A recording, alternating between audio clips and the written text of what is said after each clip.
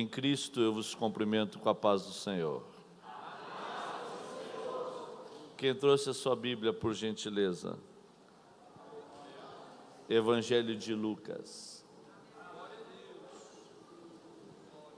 capítulo de número 15.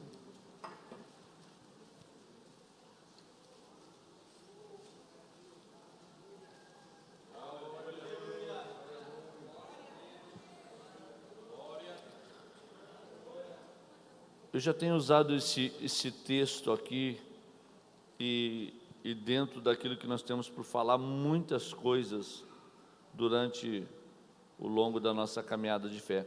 Mas sempre que nós vamos garimpar a Bíblia, aparecem umas coisas interessantes. Eu queria compartilhar e partilhar com vocês aqui nesta manhã. O versículo de número 31 nos diz assim a Bíblia: E ele lhe disse: Filho, tu sempre estás comigo, e todas as minhas coisas são tuas. Capítulo 16, versículo de número 25, diz assim a palavra de Deus: Disse, porém, Abraão: Filho, lembra-te de que recebeste os teus bens em tua vida, e Lázaro somente males. E agora este é consolado e tu atormentado. Uma palavra duríssima, mas se faz necessário para aquilo que nós temos por falar. Queria estar assentados, por gentileza. Meus irmãos, ontem eu falei com o pastor Lindomar, e eu manifestei a ele a gratidão por poder estar aqui novamente. E eu não sei se no tom das minhas palavras ele achou que eu estava brincando, porque o ambiente estava de muita alegria. Eu disse a ele que eu fiquei mais encantado agora na ausência dele do que até mesmo das outras vezes que ele estava aqui. Porque quando o pastor está presente, a gente sente que a igreja parece que serve sobre aquela liderança. Mas a liderança eficaz, a liderança que tem excelência sobre ela se torna muito interessante é quando a igreja anda sem o pastor estar. Esse é o fruto e o sinal de que tudo que se tem feito tem dado certo. Porque gerar discípulos, ser um apóstolo da fé, influenciando outros, criando oportunidades a terceiros, e fazendo que uma geração consiga andar nos seus passos, isso não é para qualquer um. Não é para qualquer um. Eu confesso a vocês que eu estou impressionado. E olha que eu tenho estrada, eu já preguei em 31 países do mundo. Era para mim estar em Manaus agora esse final de semana. Devido a uma troca de presidente de campo, a agenda foi cancelada.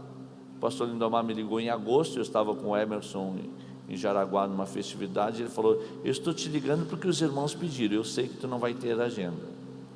Eu falei: que interessante, ontem à noite cancelaram uma agenda comigo, e justamente nessa data. Então, mas parabéns a esse lindo trabalho. Que coisa linda, tudo funcionando, os obreiros, parece que o pastor está aqui cumprindo com a sua missão, exercendo a sua liderança, a igreja espiritual, adorando, exaltando. Eu confesso que eu estou maravilhado. Que Deus abençoe a todos vocês, que Deus guarde a vida de vocês grandemente. O pastor Wagner, que representa aqui o pastor presidente, pastor Francisco Nascimento, que Deus em Cristo abençoe. Transmito o meu abraço a esse homem de Deus, a nossa pastora Vilcelena, que Deus em Cristo siga dando graça.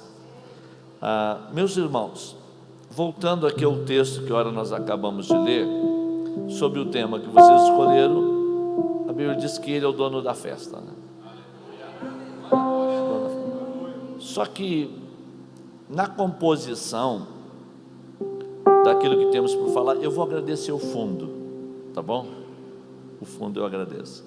Eu sou ainda, olha, eu sou complicado para esse negócio de fundo, eu sofro, porque eu acabo me desvirtuando, às vezes eu me desconcentro, tá? E a culpa não é de quem toca, não, a culpa é minha mesmo, porque eu não me adaptei ainda, e eu me esforço, falo para minha esposa, eu estou querendo acompanhar essa leva aí, mas eu não dou conta mesmo. Eu custei a me acostumar com o microfone sem fio, porque eu sempre pregava e ficava com aquele cabo na mão, sabe?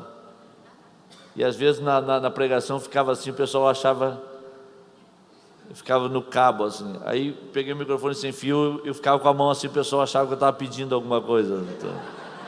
Então a gente vai adaptando, a gente precisa se adaptar, né?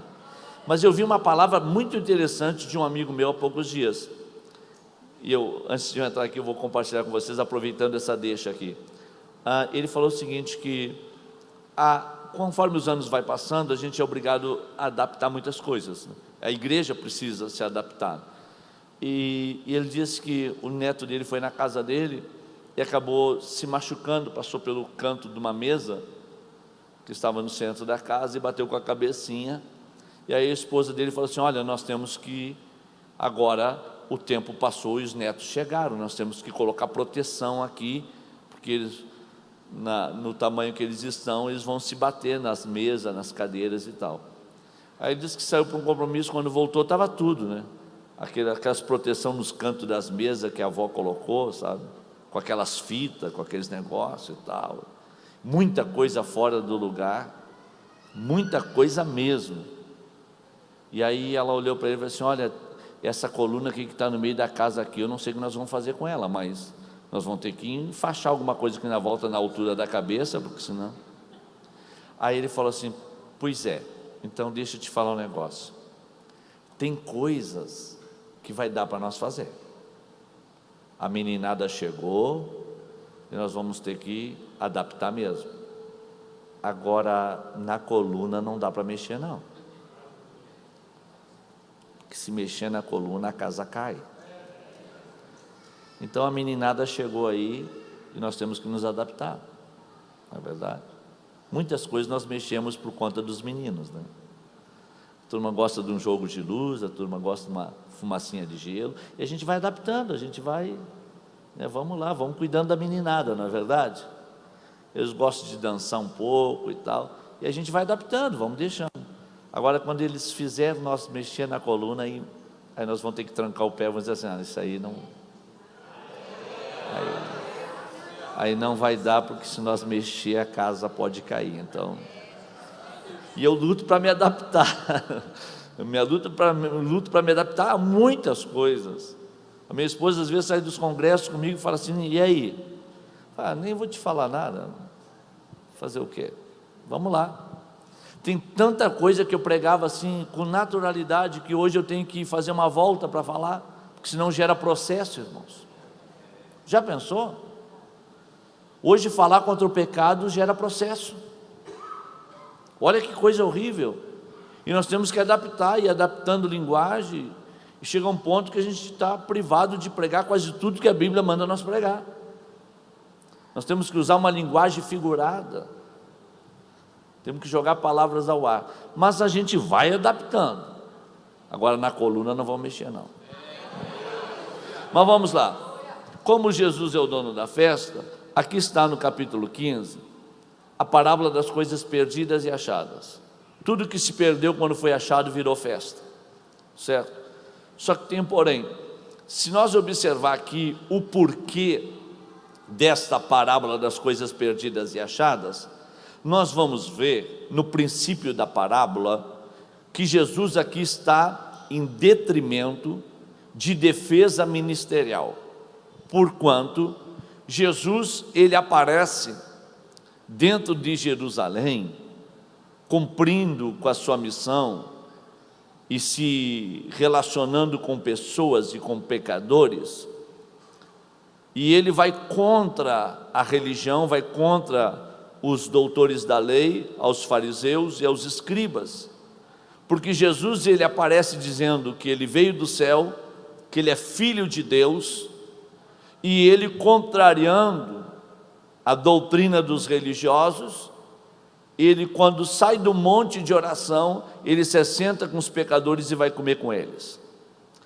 Isso não cabe na mente dos fariseus, porque para os fariseus, quanto mais o homem se santifica, quanto mais ele se consagra, mais ele tem que estar longe dos pecadores. E Jesus agora aparece, e ele testifica que ele veio do céu, que ele é filho de Deus. Ele, ao contrário de se distanciar dos pecadores, ele vai ao encontro dos pecadores, e além de ir ao encontro dos pecadores, ele se assenta com eles e come juntamente com eles. E isso é um impacto religioso muito grande. E dentro da doutrina da santificação, nós pentecostais, nós preservamos essa ideia por longos anos. Quanto mais o homem se santifica, mais ele se separa das pessoas. Quantos conselhos eu recebi na minha caminhada aí pelo Brasil, de pastores que sempre me falavam para mim: tu não precisa ficar entre o povo, tu pode entrar numa porta lateral e sair pela porta lateral, certo? Tu já chegou num nível que tu não precisa andar entre o povo. E o que é interessante é que a gente observa que Jesus veio para contrariar tudo isso.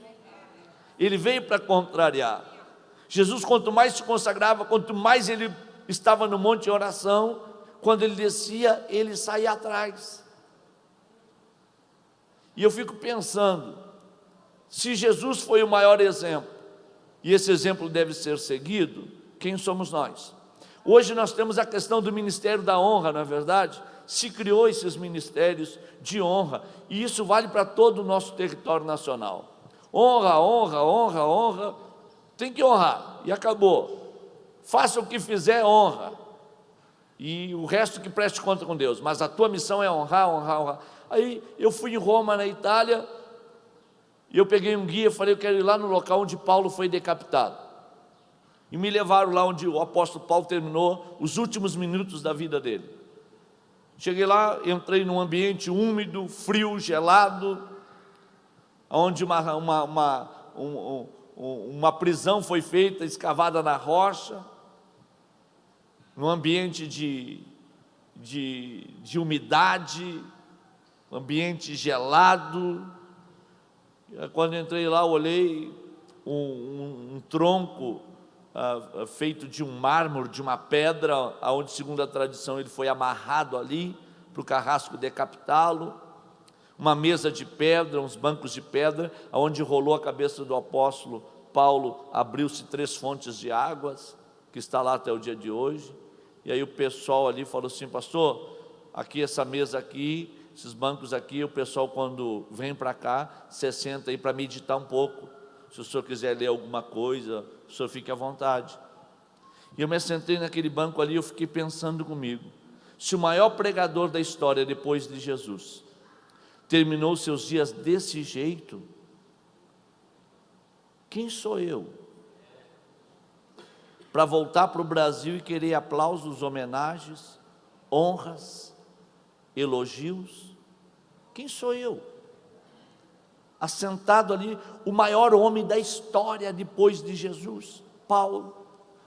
E eu vi umas escritas na parede e falei para o guia: o que está escrito ali? Ele falou: pastor, aqui está escrito em muitos idiomas, mas está em grego, hebraico, latim e aramaico. Eu combati um bom combate, acabei a minha carreira e guardei a minha fé. Como pode nós querer ser maior do que Paulo, maior do que Jesus? E na realidade, nós vamos observar que Jesus está em defesa. Jesus, ele viveu dos 3 anos e meio do seu ministério, ele viveu quase todos esses 3 anos e meio na Galileia, entre marceneiros, pescadores, entre os gadarenos, entre os cobradores de impostos, e na Galileia ele não teve problema, ele viveu bem entre os pecadores. Quando ele chegou em Jerusalém, em 7 dias ele estava na cruz. Sabe aquela turma que ora lá no Muro das Lamentações, que a gente vai a Israel e briga para tirar uma foto juntamente com eles? Quem levou Jesus para a cruz foi aquela turma, a turma da religião que não aceitou ele, não quis saber dele. E Jesus está sendo escarnecido. Eu preguei em 3 convenções esse ano. Eu preguei na convenção de Roraima, na convenção de Cuiabá e na convenção do Piauí. E eu falei para muitos pastores, para 4.000 pastores, 3.000 pastores, que hoje nós não daríamos conta de conviver com Jesus. Eles acharam o absurdo a minha palavra, a minha fala. Eu falei, mas é verdade. Imagine, Jesus caminhou uma manhã toda para chegar à beira de um poço, e diz a Bíblia que ele chegou cansado à beira do poço, mas mesmo cansado ele ofereceu descanso para a samaritana. Ele usa o poço como um púlpito, usa o coração da samaritana como se fosse uma grande multidão. Os discípulos vão à cidade, não trazem uma alma para Jesus, mas a mulher transformada vai e traz a cidade toda. Mas Jesus, ele marca o encontro, e ele chega lá, manda os discípulos para a cidade, e ele fica sozinho com aquela mulher que teve 5 maridos, e o que ela tinha não era dela. Se hoje Jesus estivesse entre nós, ele fizesse isso.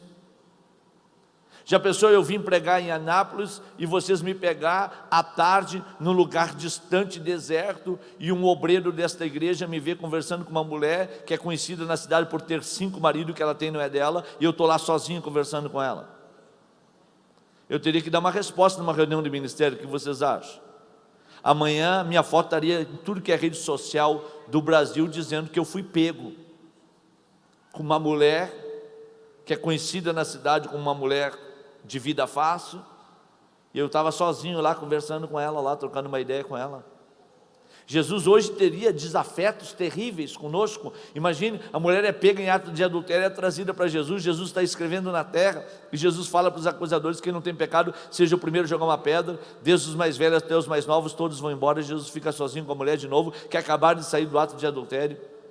Imagine Jesus assentado no chão, conversando com uma mulher que acabou de sair do ato de adultério sozinho, e por lá passasse um crente, e olhasse: opa, esse aí está apresentando sinais. Já havia comentado que ele teve sozinho com uma mulher na beira do poço, que teve 5 maridos, que ela tinha não era dela. Agora essa que saiu do ato de adultério, sozinho com ela? Não, aí não. Reunião de ministério de novo para Jesus. Irmãos, imagine Jesus na casa de Simão leproso. O miserável ficou curado de uma lepra, mas não lavou os pés de Jesus, não ungiu a cabeça e nem deu o ósculo santo. Uma pecadora da cidade soube que Jesus estava na casa, correu para lá e ungiu a cabeça de Jesus com nardo puro. Não lavou os pés com água, mas lavou com as suas lágrimas. Não secou com toalha, mas secou com seus cabelos. Não beijou o rosto, mas não parava de beijar os pés. Aí o fariseu pensou consigo, o fariseu pensou consigo: se esse aí fosse profeta, bem saberia quem que está aí aos pés dele. Aí Jesus pega e fala para ele: o que está acontecendo aqui não é tu que vai ficar sabendo, a terra toda vai ter conhecimento do que está acontecendo aqui, certo? E aí Jesus fala para o fariseu: quem é muito perdoado, muito ama, chamando a atenção dele. E Jesus fala para o fariseu: eu entrando na tua casa, tu não me ungiu a cabeça, não me deu ósculo santo, nem lavou os meus pés. Mas olha o que ela está fazendo. Agora imagine a mulher beijando os pés de Jesus. Se a porta da casa estivesse aberta e fosse nos dias de hoje, e passasse na frente da casa um obreiro pentecostal, e olhasse uma mulher beijando os pés do obreiro Jesus, e já tivesse o testemunho que ele teve sozinho com uma mulher na beira do poço, teve 5 maridos, que ela tinha não era dele, não era dela, que ele teve um diálogo com uma mulher que saiu do ato de adultério e ficou sozinho com ela, sentado no chão. Vocês acham que Jesus ia viver bem no meio de nós? Jesus sairia de um culto como esse aqui, primeiro boteco cheio de cachaceiro aqui perto da igreja, Jesus ia cair lá para dentro. Aí vocês iam falar assim: ô Jesus, tu não pode estar aí só tem bêbado, aí só tem o que não presta. Aí Jesus ia falar para você: eu não vim para os sãos, eu estou aqui porque eu vim para os doentes. Agora, vocês imaginem o que Jesus não iria enfrentar no meio de nós. Nós pegamos situações nas nossas igrejas que o obreiro sem gravata não podia subir no altar. No Rio Grande do Sul teve obreiros que foram excluídos porque não aceitavam usar gravata. Eu tratei de situações no nosso campo de trabalho de obreiros que compravam casa na praia, eram excluídos porque não podiam ter casa na praia. Para quem vai ter casa na praia? Para olhar mulher pelada, para tomar cerveja, para quê? Não pode. Eu tratei de exclusão de obreiro, porque compraram casa na praia. Aí eu peguei um avião, fui para Israel, cheguei lá em Cafarnaum, fui ver aonde Jesus morava. A casa de Jesus era na beira da praia. Aí quando eu voltei para o meu estado, eu falei assim, vamos parar com essas besteiras, pelo amor de Deus. Aí a turma diz assim, por que será que todo mundo que vai para Israel conhece toda a história em Israel, quando volta desviado? Mas não é que volta desviado, é que cai a máscara. Cai a máscara. Chega lá em Cafarnaum, a casa que Jesus morava fica a 50 metros da praia. Jesus ganhou seus primeiros discípulos aonde? Jesus chamou Pedro para a reconciliação aonde? Jesus pregava de dentro do barco para a multidão aonde? Jesus assava pão e peixe aonde? Mas tudo bem, vamos deixar a religião de lado e vamos para o que interessa. Imagine Jesus está sentado comendo com os pecadores e os religiosos furiosos. Aí Jesus entra em defesa, dando uma defesa aquilo que ele estava fazendo. Ele fala, qual dentre vós, sendo um pastor de ovelhas? E aqui nasce, segundo o grande teólogo britânico chamado Stott, a rainha de todas as parábolas da Bíblia, que é a parábola das coisas perdidas e achadas. E Jesus faz nascer esta parábola, ou estas parábolas, por conta de sua defesa, por conta dos pecadores. Jesus está em defesa de pecador, não de santo, de pecador. Jesus está lutando pelos pecadores, não pelos doutores da lei, pelos escribas. Ele está aqui lutando por aqueles que pecam, que pecaram, estão em pecado. Isso é interessante, como eu amo isso em Jesus. Jesus faz nascer a rainha de todas as parábolas da Bíblia, que é as parábolas das coisas perdidas e achadas, em defesa desse povo. Ele fala, qual dentre vós, sendo pastor de ovelhas, se uma delas se perder, não deixa 99 no deserto e não vai atrás da ovelha que se perdeu. Aí da ovelha ele vai para a dracma, e ele fala que uma mulher tinha 10 dracmas, das 10 dracmas uma se perdeu. Aquela mulher acende a lamparina e pega uma vassoura e varre toda a casa com diligência. Ele inclui as mulheres na história, e eu acho isso interessante demais. E Jesus vai concluindo, ele afirma que um pai tinha 2 filhos, dos 2 filhos um se perdeu, resolveu ir para longe da casa do pai. E Stott, esse grande teólogo britânico, ele fala que ninguém que perca acaba perdendo tudo de uma vez só, porque toda perca ela é gradativa. Baseando-se na história de Jó, quando começou a perder, ele perdeu no campo bois, jumentos, camelos e ovelhas. Aí depois ele perde os seus servos quando cai um raio lá no campo. Para depois ele perder os seus filhos quando o vento sopra contra a casa e a casa cai sobre 10 filhos.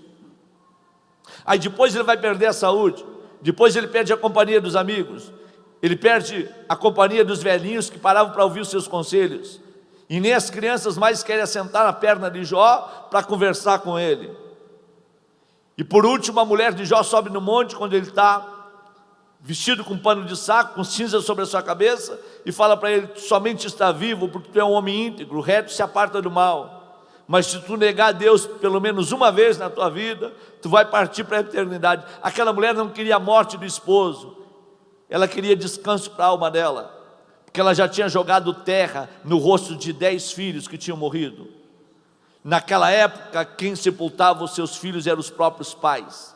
Aquela mulher abriu a cova para 10 filhos juntamente com Jó, e ela jogou terra no rosto de 10 filhos. Ela não aguentava mais sofrer. Ela estava dizendo assim: nega ao Criador uma vez só, e Ele te recolhe, e vamos dar um fim em tudo isso, vamos acabar logo com isso, porque eu não suporto mais tanto sofrimento. E Jó olha para ela e fala: o bem de Deus recebeste tu com prazer, mas o mal não queres tu aceitar. Ele levanta da cinza, pega um caco de telha. Eu preguei 3 terça-feira, encontro de ensinamento na nossa igreja, sobre o caco de telha na palma da mão de Jó. De todo o extrato da conta de Jó, sobrou apenas um caco de telha. Ele levanta da cinza, pega aquele caco de telha na palma da sua mão, olha para o céu e fala: o meu Redentor, Ele não está morto.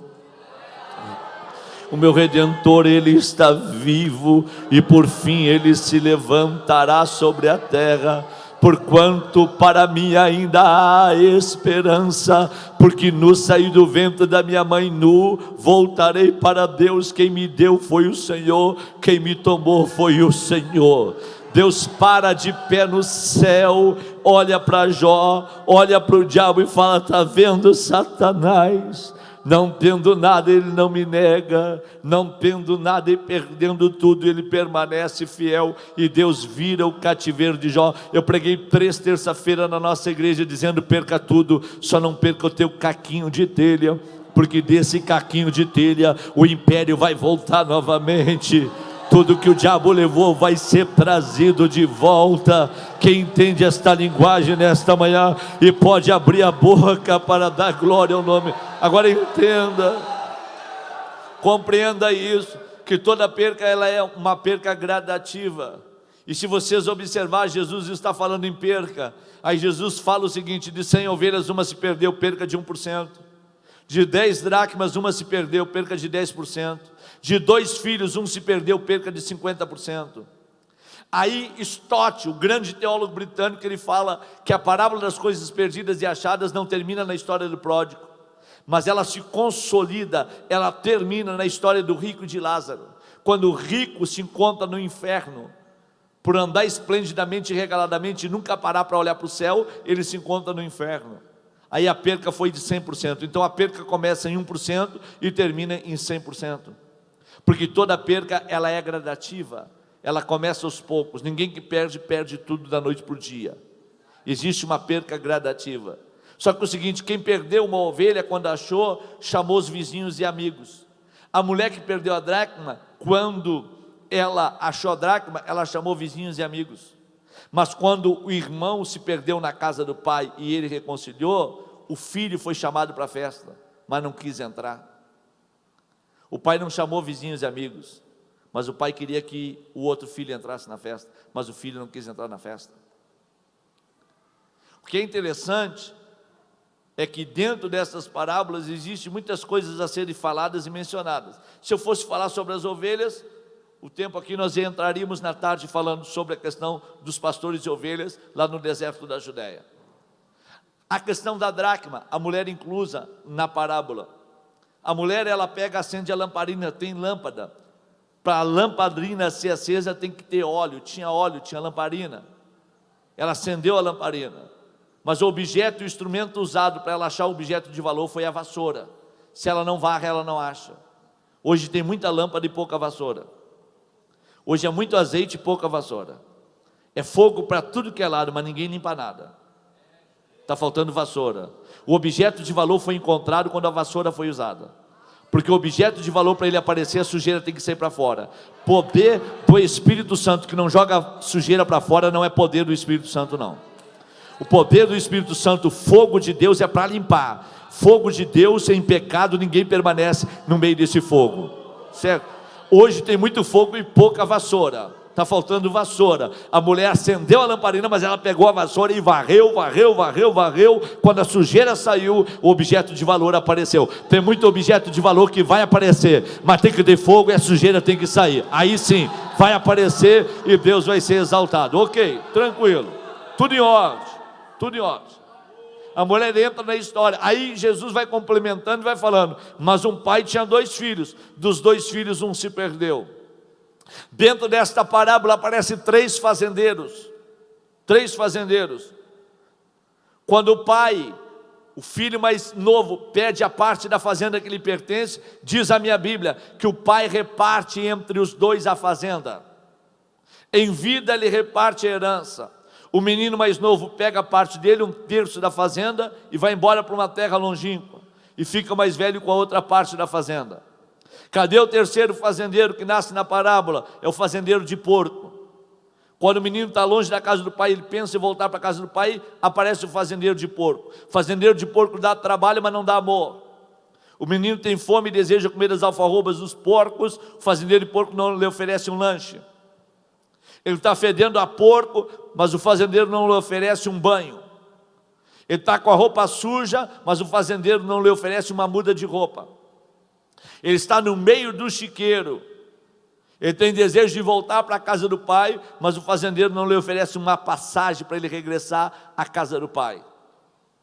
Ele está com a alma vazia, triste e abatido. O fazendeiro não lhe dá um abraço, porque ele é fazendeiro de porco. E o que é interessante, e vale a pena observar, quando esse menino cai em si, e ele pensa em voltar para a casa do pai, esse fazendeiro de porco aparece na história lhe oferecendo serviço.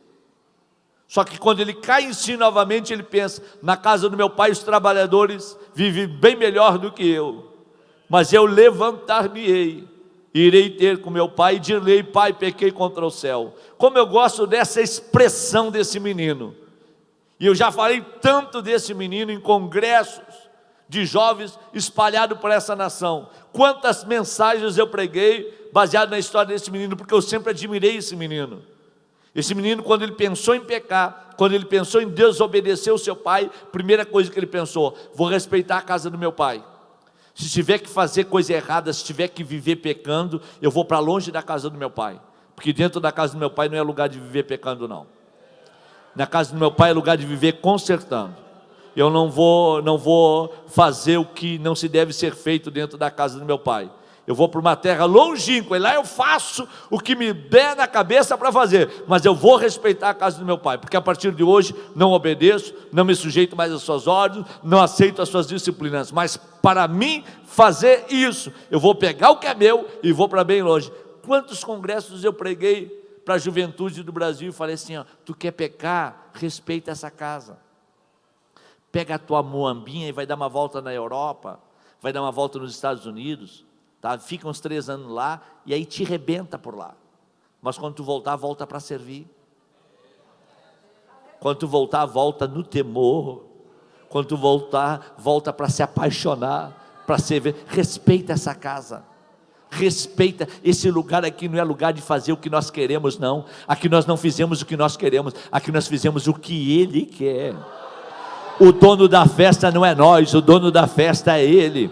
Quem dá ordem é Ele, quem manda é Ele, quem tem poder é Ele. Nós estamos debaixo das ordens dEle, da autoridade dEle, a glória dEle, o poder é dEle, tudo que tem é para Ele. Nós aqui embaixo nos sujeitamos e aceitamos a proposta que vem de cima para baixo. Agora entenda uma coisa, esse menino aqui, quando ele chegou para o pai, ele falou: pai, me dá parte da herança que me pertence. O pai não questionou, o pai não falou: não vai, meu filho. E aqui nasce, fora dos 3 fazendeiros, 4 personagens dentro dessa história, e rapidamente eu vou separar cada personagem um do outro, e vou deixar aqui mais um esboço do que pregar, porque nasce aqui 4 personagens. Primeiro personagem que nasce na parábola das coisas perdidas e achadas é esse menino, que chega para o pai e pega e fala: me dá parte da herança que me pertence. Quando ele chega e fala: me dá parte da herança que me pertence, ele está falando para o pai: eu quero as benesses da fazenda, não quero nada com o fazendeiro. Eu quero os frutos da fazenda, eu não quero nada com o dono da fazenda. Aí você fala: mas que filho ingrato é esse? Mas quantas vezes nós vemos para o culto, porque nós queremos a bênção, mas não queremos nada com o dono da bênção?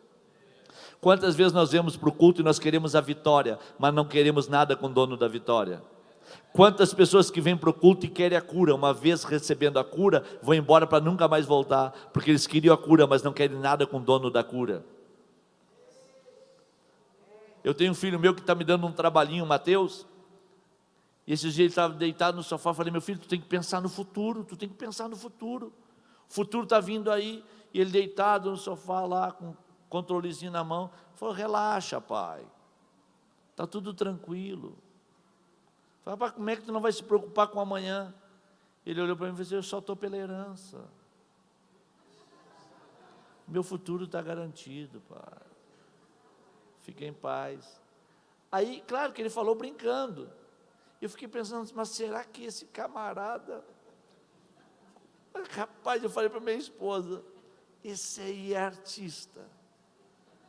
Isso aí, eu falei, pai, fica tranquilinho, não vou andar a pé, não vou morar mal, fique em paz. Aí nós rimos, mas a verdade é uma: quantos estão dentro da casa de Deus pelas benesses do reino, não porque amam o dono do reino? Por que eu estou aqui? Eu estou motivado a estar aqui porque ele trocou o meu carro. Eu andava a pé e depois que eu vim para cá, eu estou andando de carro novo. Mas não é porque eu amo ele, é pelo carro que ele me deu. Quando eu vim morar aqui, quando eu vim estar aqui dentro desta casa, eu não tinha nem casa para morar, hoje eu tenho uma casa própria. Então, agora tem pessoas que estão aqui, que se perder a casa e perder o carro, não voltam nunca mais aqui. É mais ou menos assim. Eu já vi pessoas dentro da casa de Deus, em pleno congresso, sumir do congresso e falar, meu irmão, por que tu sumiu do congresso? Pastor, o senhor queira crer que o motor do meu carro fundiu. Então, mas o que tem? Eu fiquei chateado, não quis vir. Porque o motor do carro fundiu. Tem pessoas que abandonam a casa por pouca coisa, porque não amam o dono da casa, amam aquilo que o dono da casa dá. Esse menino chegou para o pai e falou assim, eu quero as benesses da fazenda, com fazendeiro, não quero mais nada. O pai com certeza se entristeceu, porque diz a Bíblia, que quando um pecador se perde, Deus se entristece. O menino levantou a cabeça e foi para a terra longínqua. Lá ele viveu dissolutamente. A palavra dissolutamente quer dizer sem equilíbrio. Ele viveu sem freios. Tudo que o coração pediu, ele deu. Tudo que a alma ansiou, isso ele foi atrás. Nos desejos da sua carne, ele extravasou. Tanto é que quando ele voltou, o irmão mais velho dele falou assim, vindo esse teu filho que gastou os teus bens com as meretrizes, o irmão mais velho sabia que ele estava no meio das meretrizes, nunca foi buscar ele. Sabia que ele estava gastando tudo que o pai deu com as meretrizes. E esse menino levanta a cabeça e vai. E o pai fica de cabeça baixa, triste. Porque quem está triste fica de cabeça baixa. Mas o menino levanta a cabeça, olha para a terra longínqua e vai. E lá quando ele desperdiça tudo quanto ele possuía, diz a Bíblia, ninguém lhe dava nada. Porque enquanto tem, os amigos estão do lado. Quando perde tudo, os amigos vão embora. Ninguém lhe dá nada. Aí ele, caindo em si, ele lembra da casa do seu pai. E ele pega e fala, levantar-me-ei, irei ter com meu pai e direi, pai, pequei contra o céu. Eu gosto dessa expressão. Como é que ele pode falar, pequei contra o céu? Se quando ele estava dentro da fazenda do pai, ele nunca viu esse céu lá. Mas agora ele quer voltar para a casa do seu pai. Quando ele sai da fazenda. Mas agora, quando ele volta, ele diz que quer voltar para a casa do pai. A fazenda para ele não tem mais, não importa mais. Quando ele sai, ele quer levar a fazenda, mas quando ele volta, ele quer a casa do pai. Ele troca. Ele vê que aquilo que ele fez por escolha, de escolher as benesses da fazenda, lhe causou um mal terrível. Agora ele está vendo que a verdadeira felicidade é dentro da casa do pai, que a fazenda não vale nada, mas o pai vale tudo. E ele pega e fala, agora eu vou voltar e vou dizer, pai, pequei contra o céu. Como eu gosto dessa expressão, pequei contra o céu. Como é que ele pensa, estando nessa terra longínqua, que ele vai voltar e vai dizer para o pai, vai dizer, pai, eu pequei contra o céu, se quando ele estava dentro da casa do pai, ele não conheceu esse céu. Quando ele estava na fazenda, ele não conheceu esse céu. Ele só foi valorizar esse céu quando ele tinha perdido tudo. Quando ele estava longe da casa do seu pai, ele se levanta e resolve voltar. Só que quando ele saiu de cabeça levantada e o pai ficou de cabeça baixa. Mas quando ele voltou de cabeça baixa. Mas diz a minha Bíblia, e o pai estava de cabeça levantada, olhando na direção dele. E não é ele que volta para o pai correndo, ele volta caminhando de cabeça baixa, mas o pai vai ao encontro dele correndo. Não é ele que abraça o pai, é o pai que abraça ele. Não é ele que beija o pai, é o pai que beija ele. E diz a Bíblia que o pai traz ele para dentro de casa, chama os seus servos e fala: vamos celebrar a vida, porque esse meu filho estava morto e reviveu, estava perdido e foi achado. Quando ele saiu, ele amou a fazenda, mas agora que ele perdeu tudo, ele está amando o fazendeiro. Só que para ele vai ter festa, vai ter festa. Eu sou o dono da festa. Vai lá, mata o bezerro cevado, mata o bezerro cevado.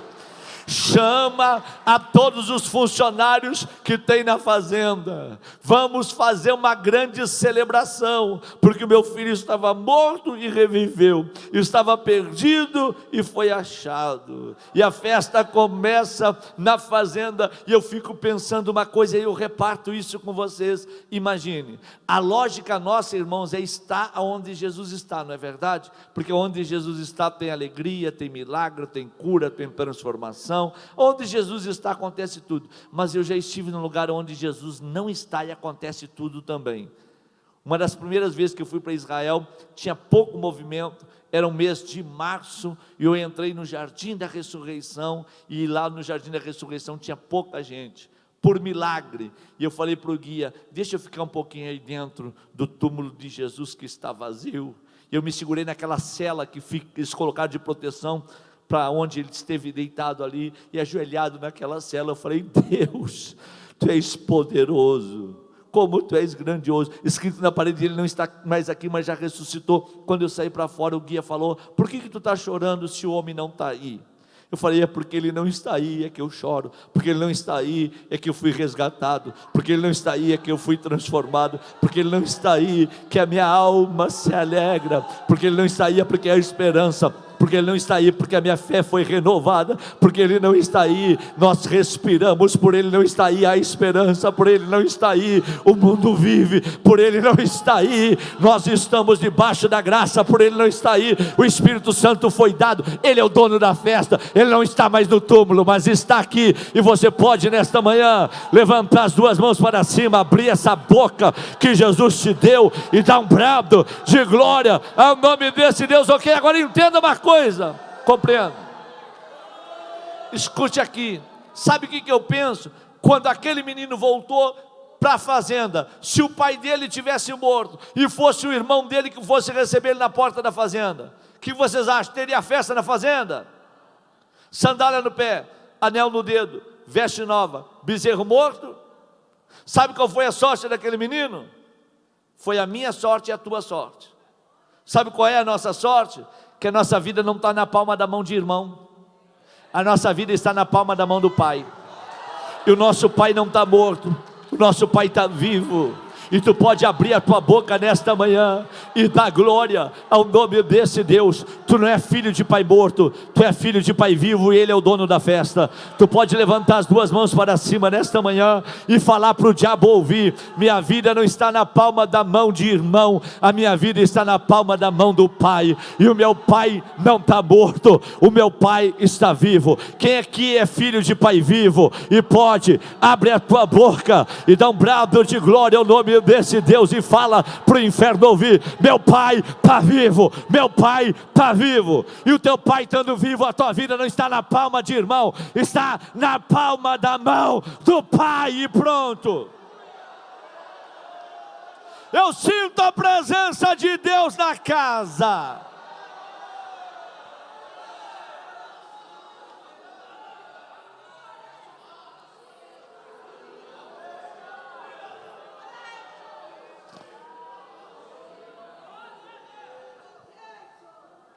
Só que tem algo muito interessante aqui nesse primeiro personagem, que é o filho que volta.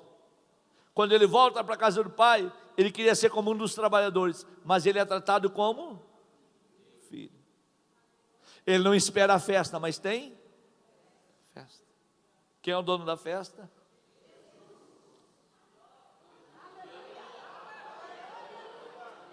Tem festa. O pai fala: vamos se alegrar, porque o meu filho estava morto e reviveu, estava perdido e foi. Aquele menino era feliz e não sabia. Sabe o que eu aprendo com isso? Que tem muitas pessoas que vão valorizar tudo que tem dentro dessa casa o dia que perder. Precisa perder para valorizar. Tem pessoas que estão dentro da casa e não valorizam o dono da casa. É como Sansão falou assim, sairei como das outras vezes. Só que Sansão trocou o pé de Deus pelo pé de Dalila. Quando ele se levanta para ser contra os filisteus, diz a minha Bíblia que ele não sabia que Deus não era mais com ele. Tem pessoas que só vão valorizar o dia que perder. Quantos pregadores badalados, quantos cantores badalados, que andavam entre a multidão, os cachês eram enormes, que hoje estão chorando as agrúrias do pecado. Vocês viram o caso da nossa irmã lá no Rio de Janeiro? Voava, e agora? Não valorizou a presença, não valorizou a casa.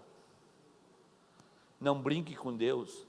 É melhor você pegar o teu dedo e colocar naquela tomada e receber um choque de 220 volts, do que você brincar com a presença de Deus. A Arca da Aliança passa em Kiriat Jearim 20 anos. Aonde a arca pousa, todo mundo faz festa. A hora que Deus chama para a responsabilidade, todos querem a arca, mas ninguém quer responsabilidade com o dono da arca. E aí, assim como a arca chega, vem os tumores, e o povo manda a arca de cidade em cidade, de cidade em cidade, e ninguém quer o dono da arca. Todos querem a arca, mas não querem o dono da arca. Até que aparece Obed-edom e fala: eu quero a arca e quero o dono da arca. Coloca a arca lá na minha casa. A arca, 20 anos em Kiriat Jearim, não aconteceu nada. 3 meses na casa de Obed-edom, tu pega um avião, vai para Tel Aviv, vai lá no Kibute, lá na tribo de Benjamim, onde está a casa de Obed-edom, no meio do deserto que se planta colhe, a água está brotando no meio do deserto, porque lá no meio daquele deserto, um homem se levantou e falou: eu quero a arca e o dono da arca. E aonde está o dono da arca? No deserto floresce, no deserto tem água cristalina. Se você tem ouvidos para ouvir, ouça o que o Espírito Santo está dizendo aqui nesta manhã. Valorize o dono da casa mais do que a casa. Sabe por que você está aqui nesta manhã? É porque Deus te trouxe até aqui, e Deus está aqui por tua causa. A hora que nós for embora, não tem por que ficar Deus aqui cuidando de parede, não tem. Deus está aqui por causa de você, porque você está aqui, Deus está aqui. Valorize a presença do dono da casa. Quem está entendendo esta linguagem pode, levanta as duas mãos lá em cima, abre a tua boca e dá um brado de glória ao nome desse Deus. Ok. Tem gente que é feliz e não sabe. Tem gente que é feliz e não sabe. Aquele menino era feliz e não. Ele era feliz e não sabia. Tem pessoas que são felizes e não. É isso aí. Tu acha pouco estar aqui? Tu acha pouco estar numa reunião como essa? Valorize, não o ambiente, mas valorize o dono do ambiente.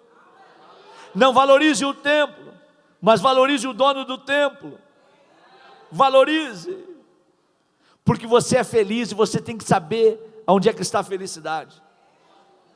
A felicidade plena é estar dentro dessa casa junto com o dono da casa e amar o dono da casa mais do que a casa. Primeiro personagem, esse menino era feliz e não sabia. Segundo personagem, o irmão mais velho que ficou na casa do pai. Quando o menino voltou, não quis entrar na festa. E o pai vai lá fora da festa e fala: por que tu não quer entrar na festa? E ele dá desculpa: vindo esse teu filho que gastou teus bens com as meretrizes, para ele mataste o bezerro cevado, mas para mim não me deste um cabrito para mim comer com os meus amigos. Aí então vem o texto que nós acabamos de ler, na leitura bíblica. O pai olha para ele, pega e fala: meu filho, deixa eu te falar um negócio para ti. Todas as minhas coisas são tuas, e tu sempre estás comigo. Sabe o que o pai estava falando para ele? Pior do que ser feliz e não saber, é ser dono de tudo e não desfrutar de nada. Porque eu em vida reparti entre vocês dois a fazenda, A parte dele ele levou e gastou com as meretrizes. Ele não tem mais nada. Sabe de quem é essa fazenda? Tua. Sabe de quem é o bezerro que eu matei? Teu. E tu está brigando por um cabrito que também é teu. Tudo que tem aqui é teu. Pior do que ser feliz e não saber, é ser dono de tudo e não desfrutar de nada. Tem pessoas que estão me ouvindo falar aqui, que pode estar tomando 3, 4 antidepressivos por dia, para dormir, quando Jesus fala na sua palavra: eu sou o príncipe da paz. Vinde a mim todos vós que estáis cansados e sobrecarregados, e eu vos aliviarei. Eu deixo-vos a minha paz, mas não vos la dou como o mundo a dá. Não, se nós temos o príncipe da paz, para que essa perturbação? Sendo dono de tudo, nós não desfrutamos de nada. Tem pessoas que nesta manhã aqui, se abrir a boca para dar glória a Deus, sai telha de aranha da garganta, que nem para dar glória a Deus serve mais. Tendo tudo, não desfruta de nada. Imagine comigo, olha a grandeza do nosso Deus. Vocês já pararam para pensar? Deus, até hoje os cientistas estão soltando sondas no espaço, para ver se acham vidas em outros planetas, para ver se conhecem outras galáxias. O nosso Deus é tão grande, que diz a minha Bíblia, que Ele mede a eternidade com 2 palmos do seu punho. Deus faz assim, ó, 1, 2, medir a eternidade. Olha a grandeza desse Deus que você serve. O nosso Deus, Ele é tão grande e tão poderoso, que Ele usa as nuvens como estrado dos seus pés. O nosso Deus sabe quantos grãos de areia tem na beira de praia, de todas as praias do planeta Terra, e sabe quantos fios de cabelo tem na cabeça de cada um de nós, e nenhum deles cai se não for pela permissão desse Deus. O nosso Deus é tão grande e tão poderoso, que até hoje os cientistas não sabem quantas estrelas tem no céu, mas diz a minha Bíblia, que Deus, além de saber quantas tem, Deus conhece elas pelo seu nome. E Deus, antes que o sol apareça para dar lugar para o dia, Deus chama as estrelas do firmamento para que elas saiam, para que o sol apareça. E Deus chamando elas pelo seu nome, elas ouvindo a voz de Deus, se recolhem do firmamento para que o sol apareça e dê lugar ao dia. O nosso Deus é tão grande, meu irmão, que antes que tu abra a tua boca para pedir qualquer coisa para Ele, Ele já sabe o que tu precisa, e Ele vem em teu socorro. O nosso Deus é tão poderoso, que diz a minha Bíblia, que enquanto tu dorme, Ele trabalha em teu favor. O nosso Deus é tão poderoso, que numa pandemia que levou 740 mil pessoas no Brasil que morreram, Deus olhou do céu na nossa direção e falou: não presta, não vale para nada, mas eu vou preservar ele, vou fazer dele um sobrevivente. 1000 cairão ao teu lado, 10.000 à tua direita, mas tu não serás atingido. Mas mesmo assim tu não abre a boca para adorar ao nome desse Deus. Tendo tudo, não desfruta de nada. Mas nesta manhã, em nome de Jesus, abre essa boca que Jesus te deu. Só quem está sentindo essa presença poderosa e pode. Abre a tua boca nesta manhã. Desfruta desta graça, desfruta desta presença, desfruta desta unção, desfruta da casa, mas receba a presença do dono dela.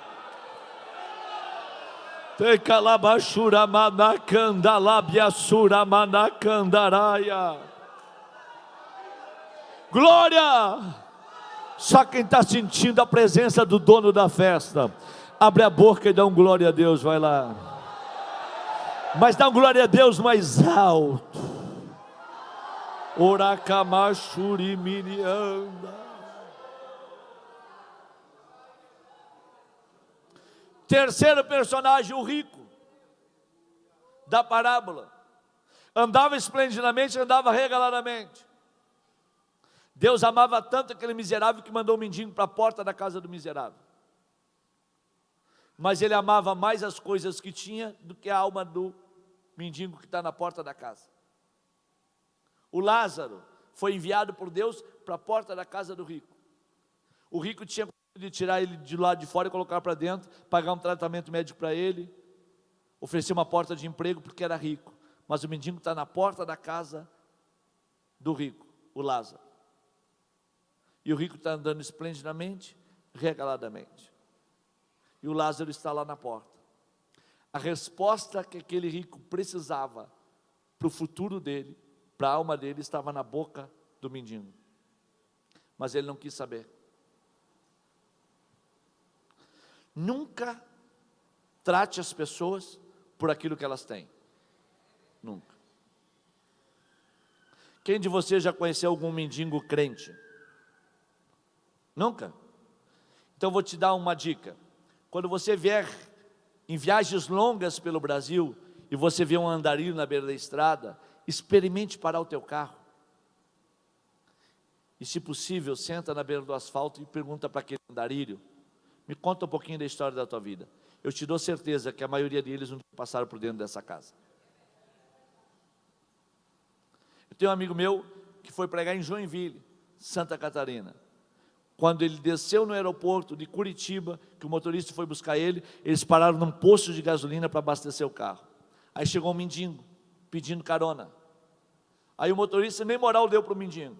E o mendigo viu que o pastor estava vestido como um pastor de terno, aquela coisa toda no aeroporto. O mendigo olhou para o pastor e falou assim: o senhor é evangélico, né? E o pastor falou assim: sim, sou, eu sou um pastor. E o mendigo falou: pois é, eu sou um crente.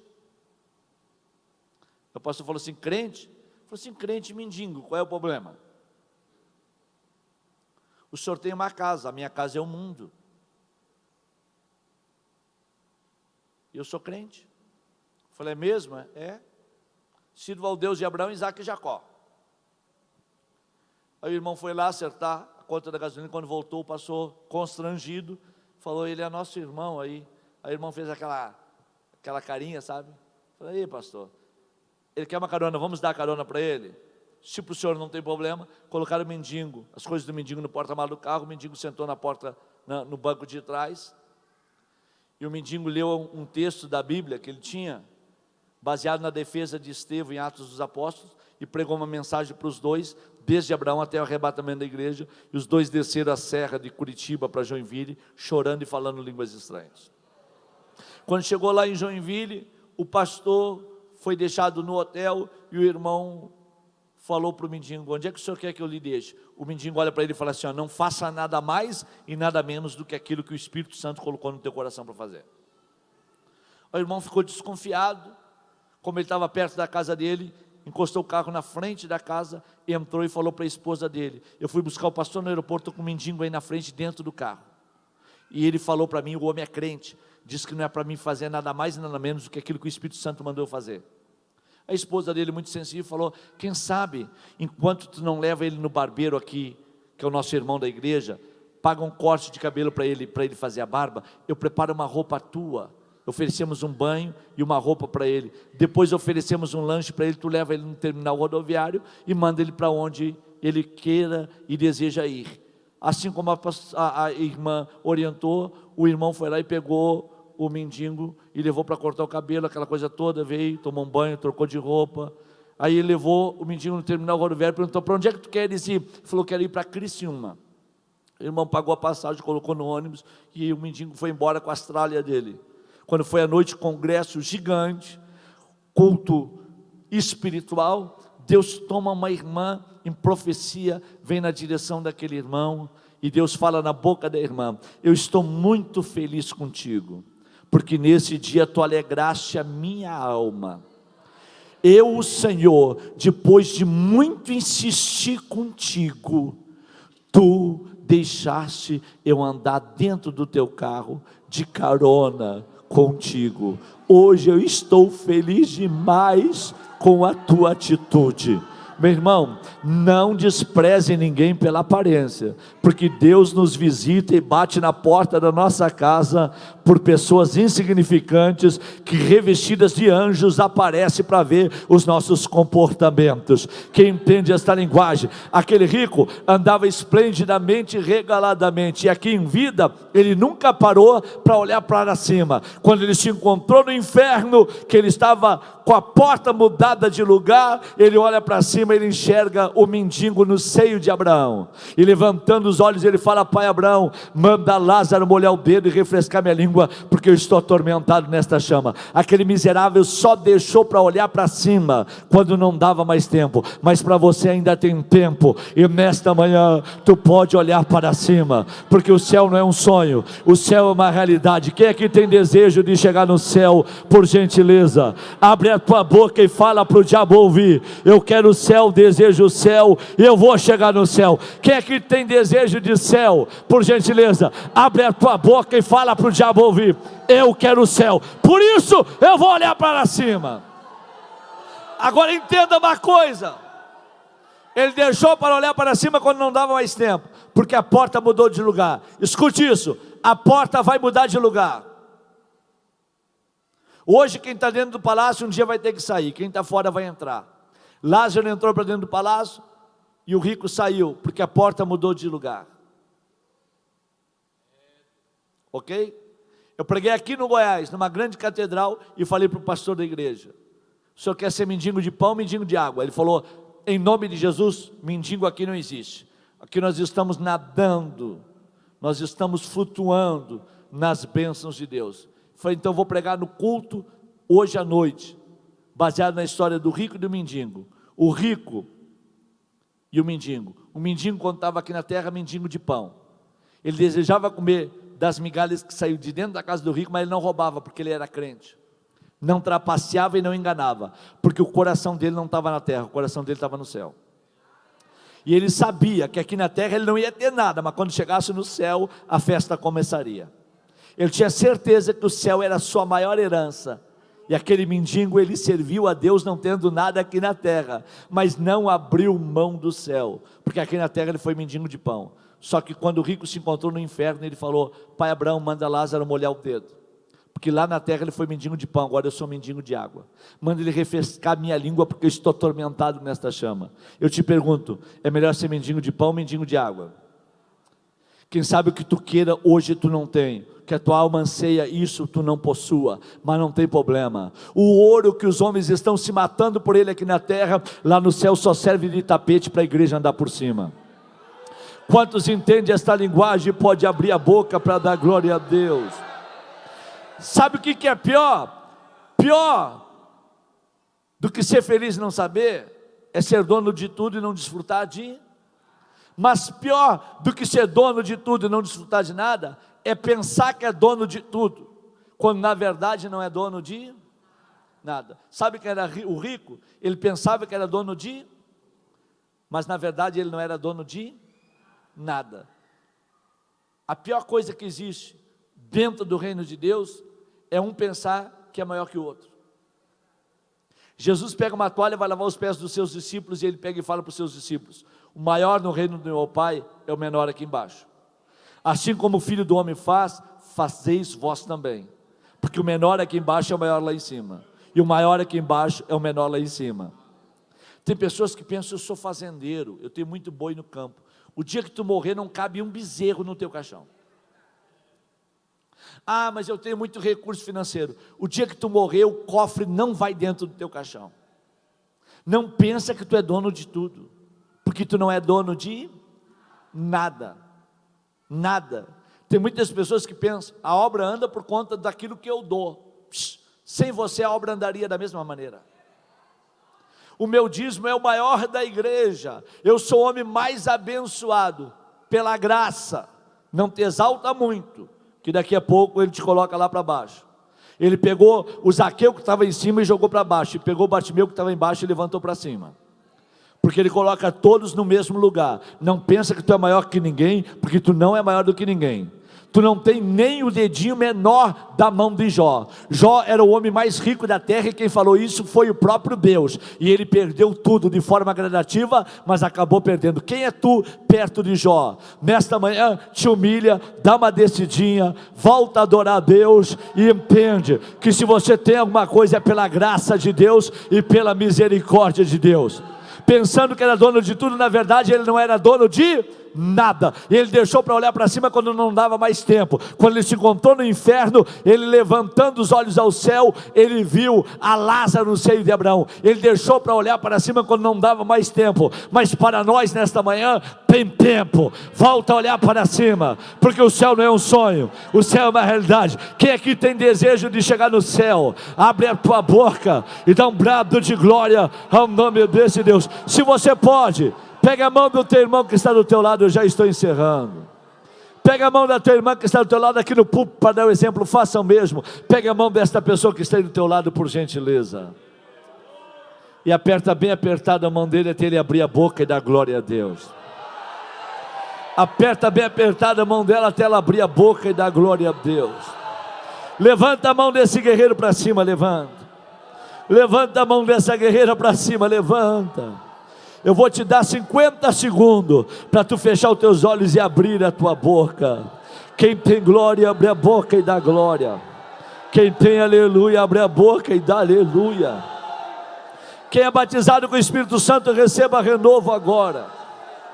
Quem não é batizado com o Espírito Santo, abre a boca e dá glória a Deus e receba batismo com o Espírito Santo agora.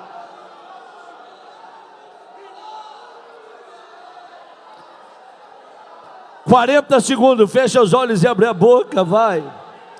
Fala para o diabo ouvir: eu quero o céu. Vou chegar no céu, o céu é minha herança, eu estou olhando para cima. Quem é de cima pensa nas coisas de cima, quem é de baixo pensa nas coisas que são de baixo. Olhe para cima e receba a presença do dono da festa agora. Já. 20 segundos, fecha os olhos e abre a boca, vai abrir a boca. Pecalabatu bribibiquitu, calaiateri bibiquitu brabadafá. 10 segundos, solta a mão do teu irmão e adora do teu jeito, vai. Adora gritando, adora adorando. Uvanarabateri bibiquitu brabadalai. Glória! Glória! Glória! Alamanarabashura manakanda.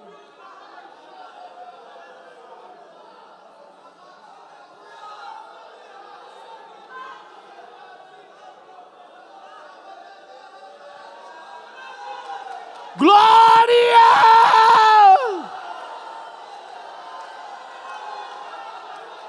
O dono da festa está na festa.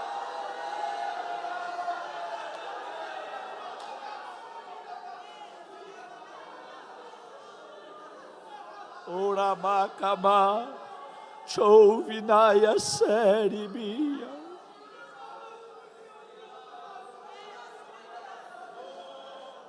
Quarto personagem,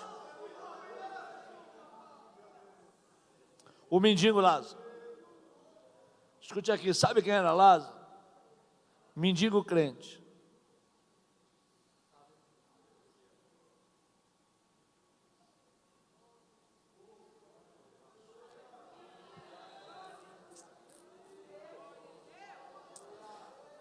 Não tinha. Por não ter, não roubava, não enganava, não trapaceava. Sabe quem era Lázaro? Um homem sem amigos. Sabe quem eram os amigos de Lázaro? Os cachorros.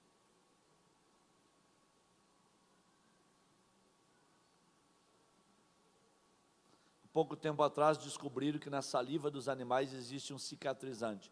Por isso que quando o animal se machuca na selva, vem um outro animal e lambe a ferida para sarar.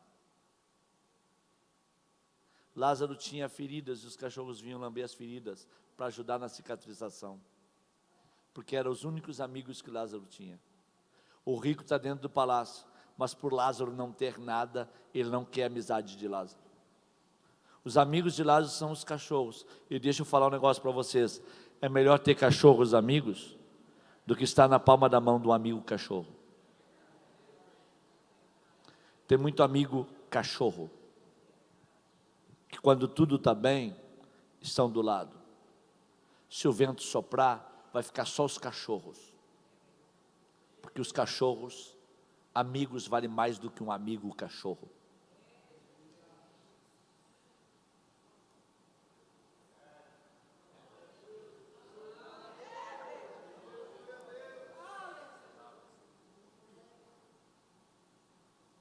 Sabe quem era Lázaro? Um homem que não tinha o coração na terra, mas tinha o seu coração nu.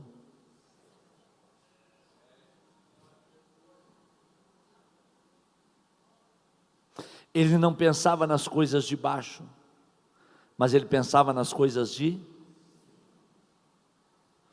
No coração de Lázaro, sabe o que ele pensava? Nessa terra não tenho nada, não possuo nada, não sou nada e nunca terei nada. Era o que passava no coração de Lázaro. Sabe o que Deus pensava acerca de Lázaro?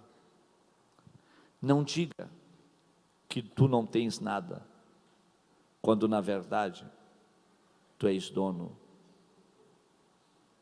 de tudo. Pior do que ser feliz e não saber é ser dono de tudo e não desfrutar de nada. Pior do que ser dono de tudo e não desfrutar de nada é pensar que é dono de tudo, quando na verdade não é dono de nada. Pior do que pensar que é dono de tudo e não ser dono de nada é pensar que não é dono de nada, quando na verdade é dono de tudo.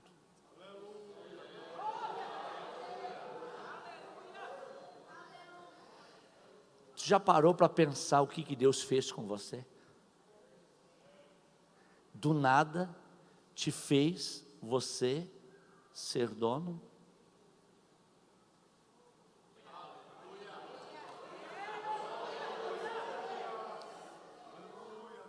Tu já parou para pensar? Da onde Ele te tirou, aonde Ele te colocou e o que Ele fez contigo? E de vez em quando você ainda tem a cara de falar: tem coisas que eu queria, mas não tenho. Quando na verdade você é dono de... Quando a trombeta tocar, nós...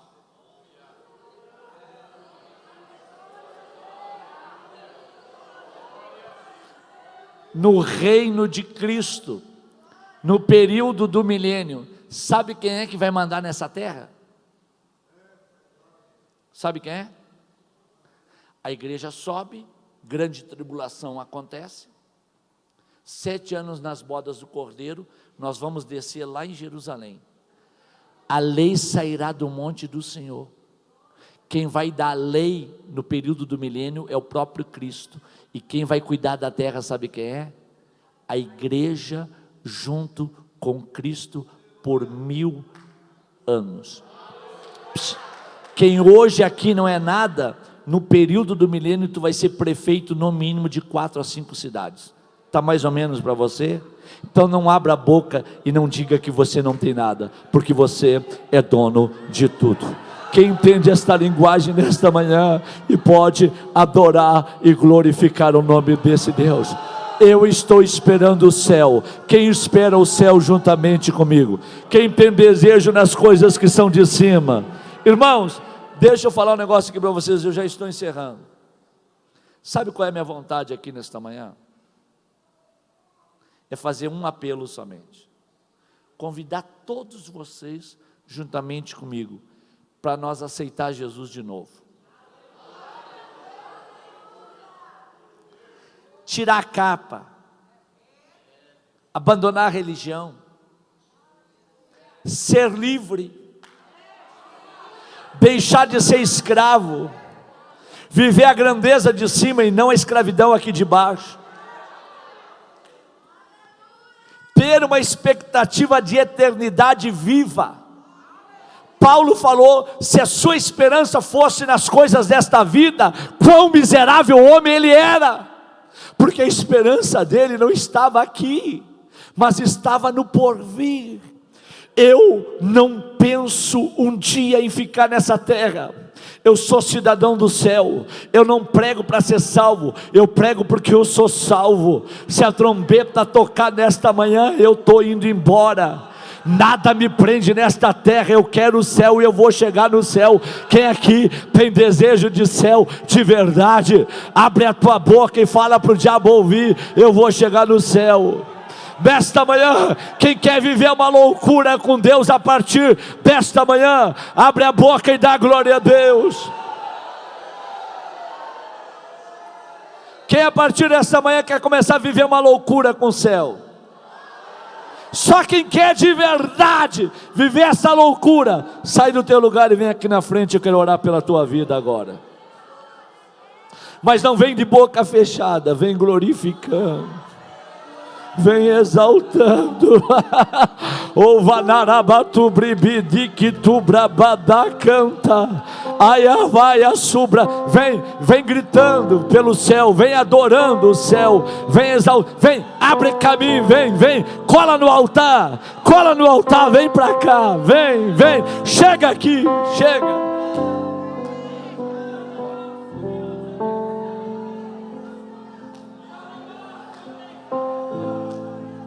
O vanarabachu vinaya teribidi que tu brabada camanda. Xarababa calaya tu bribibi que tu iaiabassa. Oh.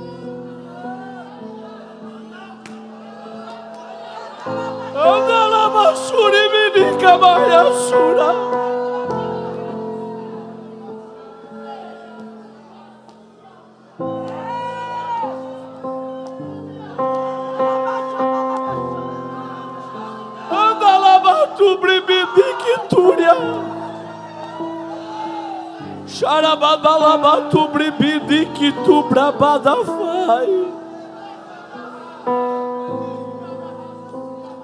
Escute aqui, ouça-me aqui. Diz a Bíblia que um dia todos nós compareceremos diante do trono de Deus.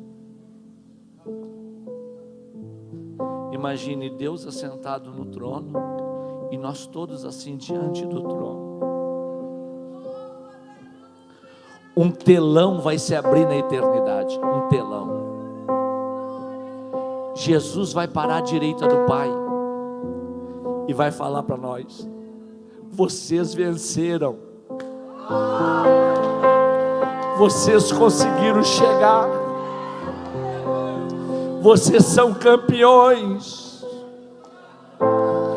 Coloca no telão o cântico da vitória que Moisés e Miriam cantaram quando o mar abriu do outro lado. E nós diante do trono, olhando para o telão, vamos cantar na glória o cântico da vitória, aquele que está sentado no trono. Quando nós terminarmos de cantar o cântico da vitória, Jesus vai falar assim para nós: agora vamos cantar o cântico do Cordeiro. E nós na eternidade vamos falar: o cântico do Cordeiro nós não conhecemos, porque o Senhor cantou no Monte das Oliveiras na última Santa Ceia, e não ficou a letra da canção. O cântico da vitória ficou a letra da canção, mas o cântico do Cordeiro, ninguém sabe que canção que o Senhor cantou naquele dia. Aí Jesus vai pegar e vai falar assim: ó, eu vou ser o maestro aqui na glória. Davi, vem para cá e pega a harpa. Asaf, chega para cá. Tu vai reger o maior coral que já existiu em toda a eternidade.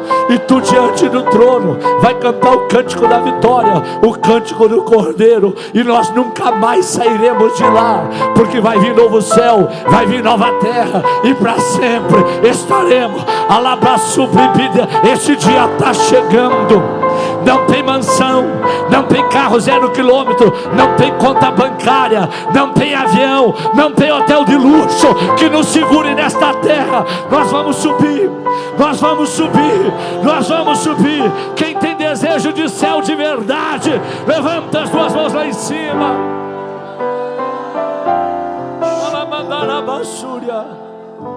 Abrace 1, 2, 3, 4 pessoas na tua volta e diga para esta pessoa: eu não abro mão do céu. Faça isso.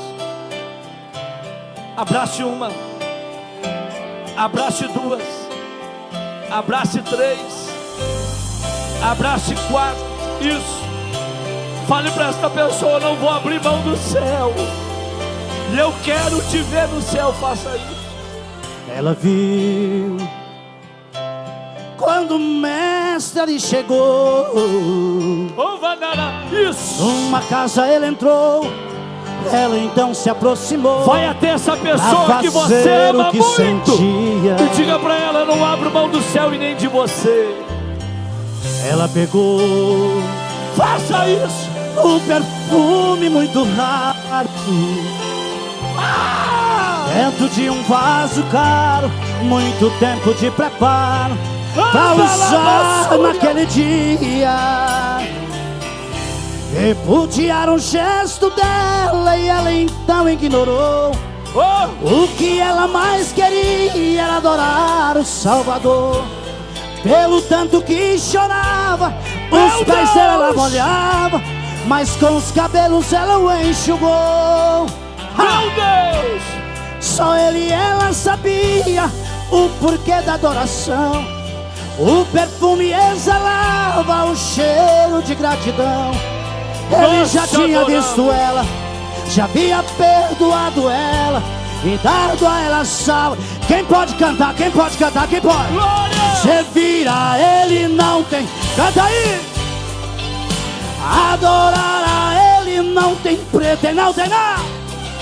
Viver ao lado dele não tem preço.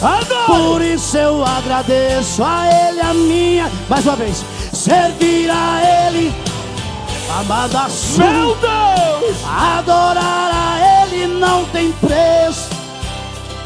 Viver ao lado dele não tem preço.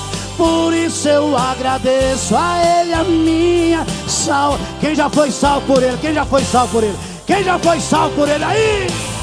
Vilaço e Balamana. Oh, bendito Deus.